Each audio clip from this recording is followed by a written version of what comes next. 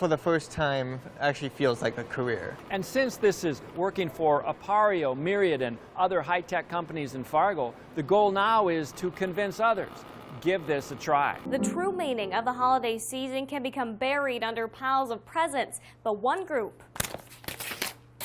is trying to unwrap something more meaningful. These trash-filled lots, each property owner is responsible for picking up their own land, even if the wind blows the garbage in from somewhere else. Okay, so there's a catch. They want you to steal these Moorhead Proud car magnets and put it on your car so it can then get stolen. With so many questions, I wanted to figure out if this post was real.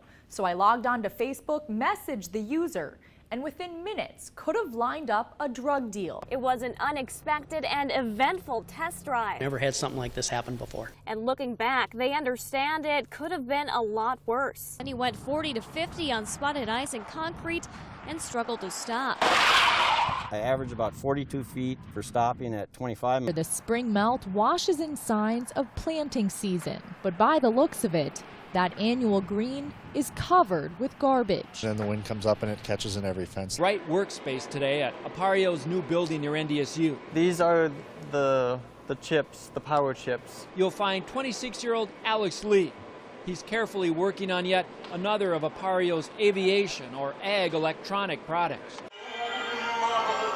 On a bright, warm spring day, the single church in Vining, Minnesota is filling with folks remembering a woman equally bright and warm. Everybody knows her. Those who knew Constance Winifred Taylor. Everybody knows that she's part of Vining.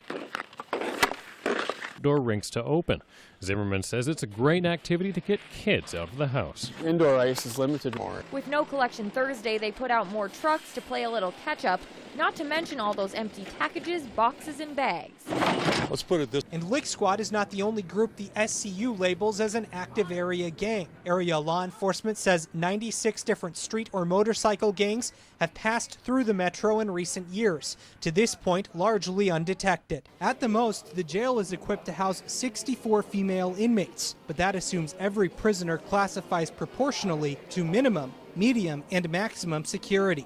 On the day we shot this footage, there were 53 women in the jail facing more than 120 different felony or misdemeanor charges.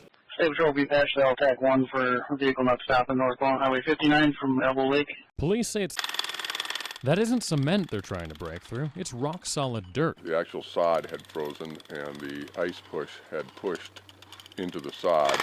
Steve Caldall with Fair Hills Resort says the deck on one of their buildings was beginning to buckle from the force of the expanding ice, even snapping a wooden beam. It means they've spent the day chipping away at frozen ground to try to level things out before it pushes too far. It would buckle this deck up, make it a bunch of kindling. An entire lake's worth of ice is a force to be reckoned with, and this one is restless.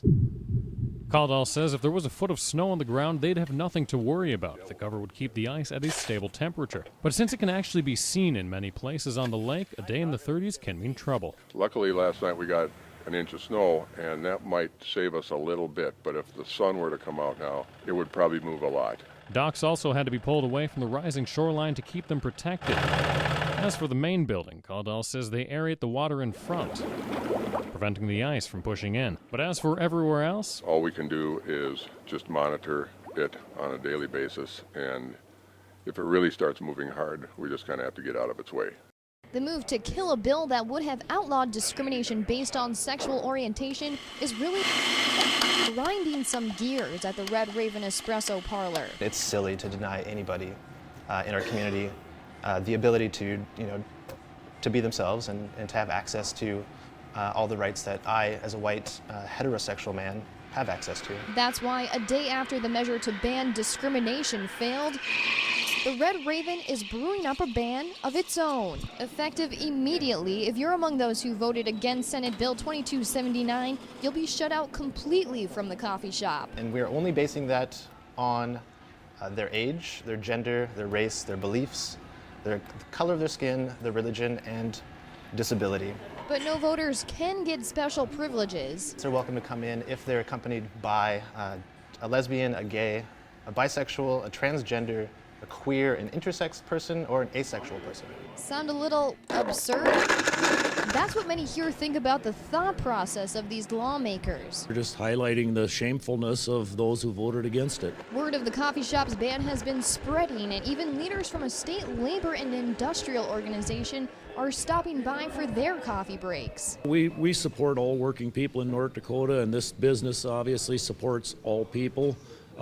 So we want to patronize businesses that support people. And while the Red Ravens workers don't want to discriminate, they're trying to give lawmakers a taste of their own exclusion. Still, in this time period, we're still denying rights to everybody.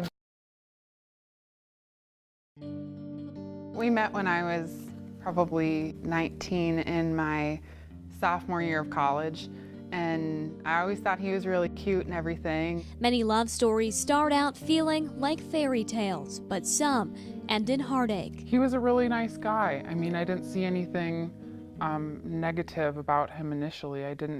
You don't see somebody and say, he's probably going to hit me in a year. Nearly 2 years ago, a woman known in our community for her talent, charm, and joyful spirit began a very private and painful secret. Looking at her personality, you would never think that she would be the type of person to be a victim of abuse. Co-workers, even those close to her, had no idea that First News' Lane Zivoloski was a victim of domestic violence. He would call me names or tell me you don't know anything. What started out to her as small grew into emotional agony, bruises, and scars, a process that built up over a year. I just remember being really scared because he pushed me across the room and I felt like a rag doll. But Lane is not alone.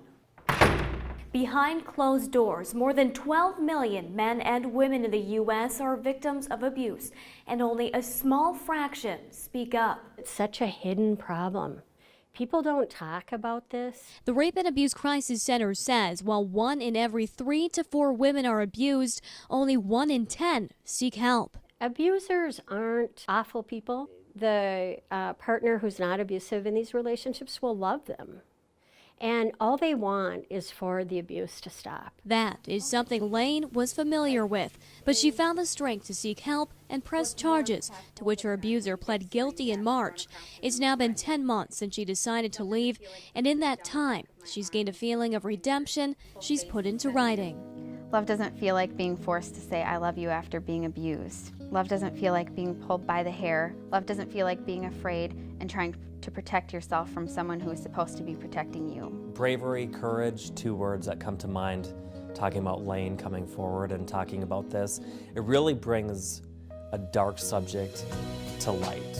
I know that the reason I'm here is because God made it happen. Drivers on Highway 75. She's grown, healed, and forgiven, and is now sharing her story in hopes of helping others. There are probably people watching this that are sitting next to their abuser and think that there's no way out. There is hope. You can get out. You can be safe. I did it, and you can do it too. A message of strength and encouragement that far too many victims need and deserve to hear. Amy Unruh, WDAY 6 News.